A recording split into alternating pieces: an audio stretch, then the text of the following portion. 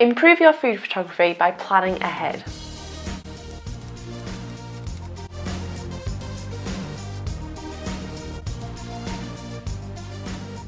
What's up YouTube, and welcome back to my channel. On this channel we talk about everything to do with food photography, so if that interests you, click subscribe down below. In this video I'm going to go through some of the things I plan ahead when I'm planning one of my photography shoots. When I started planning my shoots ahead of time, I saw a massive improvement in my food photography. This is because it freed up a lot of the time during the shoot to really concentrate on each image. It let me spend a lot more time on the more creative aspects of the images behind the scenes and before I even got any of the food or kit out, and it stops you having to feel the pressure of thinking on the spot of something to do. Also, creating a plan lets you plan in advance exactly what images you need to take first. So if you have something that's going to change your subject, like a pour shot or a bite shot or slicing something, you're going to know that you want to get those last so you're not affecting your subject beforehand. Now I'm going to go through exactly what I plan in my planning process and the order of the process. First of all, I'll always go ahead and get some inspiration. This can come from anywhere. It can come from online, it can come from food books, it can come from magazines. Absolutely anywhere you can find inspiration. As I'm gathering this inspiration, I'll put together a mood board. For my mood board, I'm going to be using Pinterest. So first of all, what I'm going to do is create a board specifically for the shoot I'm planning. Then just go through Pinterest and pin any photo with something you like to this board. This is going to collect loads of inspiration for us and we can get to planning. When you've created your board, you can have all of the images pinned up in front of you while we do the rest of the planning, which is going to help you decide what you like in your images. Just remember when doing this, we're looking for inspiration, not to copy someone else's images. So as you're looking at the images, think about what you like in the photo, not about just copying the image. Do you like the lighting? Do you like the way the props are laid out? Do you like how they've styled something? And these are the elements that we want to remember when we're doing our own photography. Step number 2 to my planning would be to decide what backgrounds and what props I'm going to use for my image. So with backgrounds, are we looking for a particular theme? Are we going light? Are we going dark? Are we going for a particular coloured background? Write that down. How many do you need? Are we going to need different backgrounds? And what props are we thinking of? Again, what coloured props, what types of props? Going back to our inspiration, was there anything that really sparked our fancy? Did we see anything, or do we have any props that you'd really like to use in this shoot? So now what I'd go ahead and do is make a list of the things I've got in my mind. Looking at my image, I kind of want that more light feeling, but I kind of maybe want a grey background. And I want to use one with some texture, because there's not going to be a lot of texture in pancakes. They're quite smooth. I saw any props that I really liked. I liked the idea of how one image had a few plates stacked underneath the pancakes. I just go ahead and I write them all down.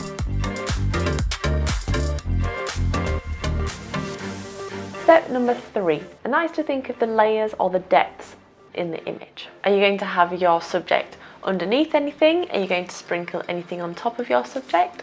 If we're going straight on, is there going to be anything behind or in front of your subject? Think about our layers and the depth. When we're talking about layers, I would normally recommend about 3 different layers. So have your subject on something and maybe something sprinkled on top to add the different levels to the image. It can be on multiple things, it can have multiple things on top, but try not to go overboard. Tip number 4, and a really important one, is our lighting. This is not something I would recommend to leave until the last moment during a shoot. What kind of lighting are you looking for?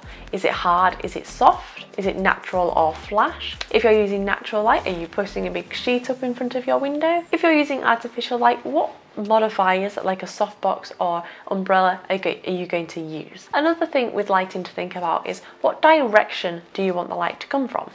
Is it going to be coming from behind, so opposite your camera? Or is it going to be coming from the side? Or is it going to be coming from the side behind, facing this way? When thinking about the direction you want your light to come from, think about the way the shadows are going to look on your image. So do you want your shadows coming across diagonally? If so, you're going to want your light to be diagonal to your scene. If you want them coming straight across that way, you're going to want your light to be here.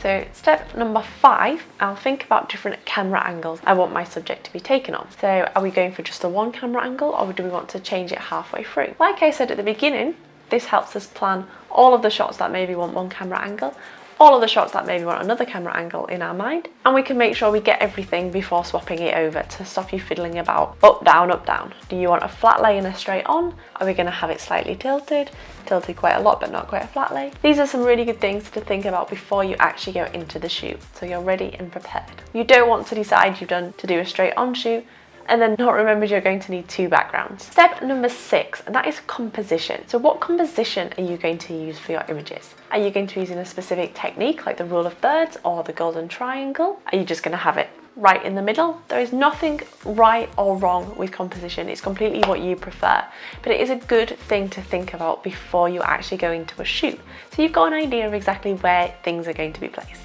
Now for the fun part in my planning process, and I always sketch out my plans. So I always sketch out the images I've got in my mind.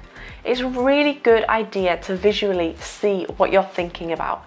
You can get a better idea of if it's going to work or not, if the composition technique you've chosen is going to look right. Do you maybe need to add a different prop into that technique to make it really stand out? Or have you maybe decided you've got too many props in there and you should maybe get rid of a few? If you've got your ideas sketched out, it's a really good thing to keep with you on the day, so you've already done all of the creative hard work. You've got your idea there and it's sat there looking at you, all visual and laid out. I will also tend to list what I'm going to use as well, making it really easy to grab them. You don't need to use everything on the list and you can add other things in. I also label things in my props mainly because I am not a very good drawer, which is another thing. You don't need to be a fantastic drawer to sketch these out. Most of mine are just slightly different shaped blobs with labels so I know exactly what they are, because I probably don't even recognise my own drawings. So in my sketches I try to include as much as I've thought of as possible.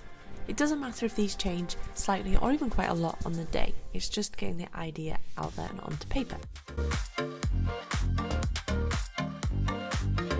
I'll also mention what angle I've considered for this shot, where I want my light to be, and I'll also jot out the composition to make sure it fits what I'm thinking of. As you can see in this one, I've got the fork and the jug down that diagonal line for the golden triangle. I'll now go ahead and do this to all of the shots I've thought of.